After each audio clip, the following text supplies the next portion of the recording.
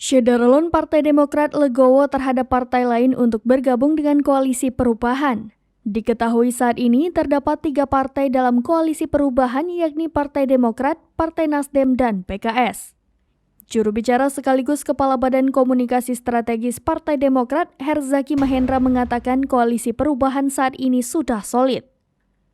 Partai yang bergabung dengan koalisi perubahan, kata Herzaki, harus memiliki komitmen yang sama. Herzaki mengatakan koalisi perubahan telah menetapkan Anies Baswedan sebagai calon presidennya. Sementara sosok calon wakil presidennya bakal ditentukan oleh Anies Baswedan juga.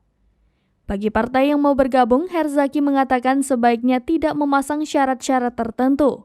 Menurut Herzaki, partai yang bergabung harus mau menerima komitmen yang telah dibangun di koalisi perubahan.